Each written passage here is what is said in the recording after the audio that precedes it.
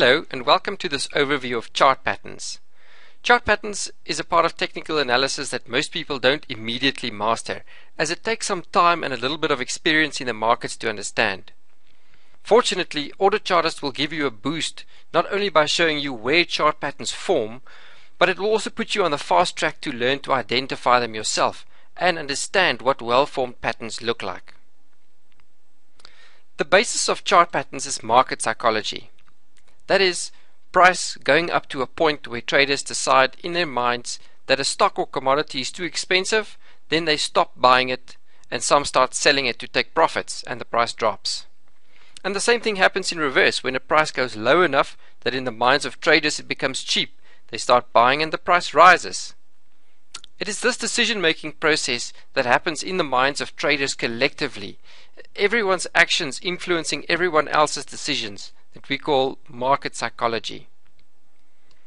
Now, these lows and highs in price form imaginary barriers, straight lines that slant up or down, that show changes in the attitudes of buyers and sellers over time.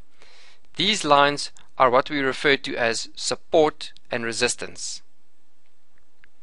Chart patterns are nothing more than combinations of opposing support and resistance lines, with price bouncing between them in various ways. The typical recognition of a chart pattern is based on 4 points. Price will alternate between touching a resistance line and support line, after which the expectation is that if the price breaks through the support or resistance level, it would have enough momentum to carry it some distance further, and therein lies the trade opportunity. It is mainly the slope of these lines that determine what type of pattern it is. For example, channels form between parallel lines that slope upward or downward. A rectangle forms between horizontal parallel lines. Triangles have downward sloping resistance and upward sloping support. And wedges slope in the same direction at slightly different angles. Note how the classic rising wedge pattern has an additional 5th touching point on the support line. This means that the pattern breakout is in the opposite direction to the initial trend. This class of pattern is called a reversal pattern. Other examples of reversal patterns are the head and shoulders, double tops, double bottoms, and triple tops and triple bottoms. So where reversal patterns have breakout and initial trend in opposite directions, continuation patterns are the ones that have their breakout in the same direction as the initial trend, like the channels and the triangles we've seen previously. Altogether, AutoChartist identifies the 16 most widely used pattern types.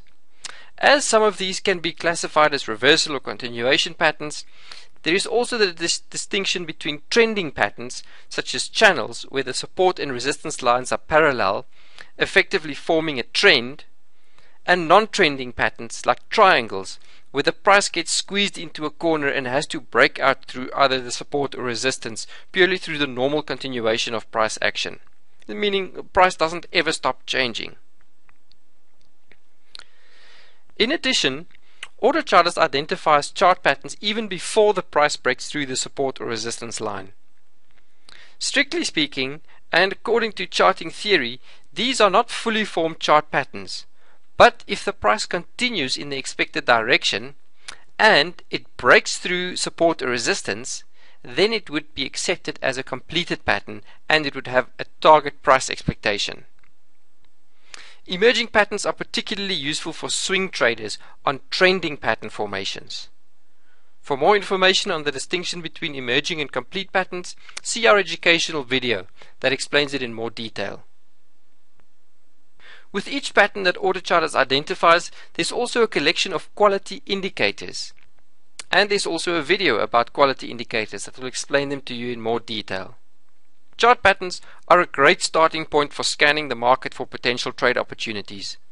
But we recommend that you use chart patterns in conjunction with other tools like market news, other technical indicators, or fundamental price information about the stock or the instrument you're going to trade. Have a look at the literature. Just about any book that introduces you to technical analysis will have at least a chapter on chart patterns. And as with just about any other topic, you will find a lot to read up on chart patterns on the internet. Also see our videos on Fibonacci patterns and key levels. They can offer you great trading opportunities as well. Send us your feedback and your questions to support@autocharters.com.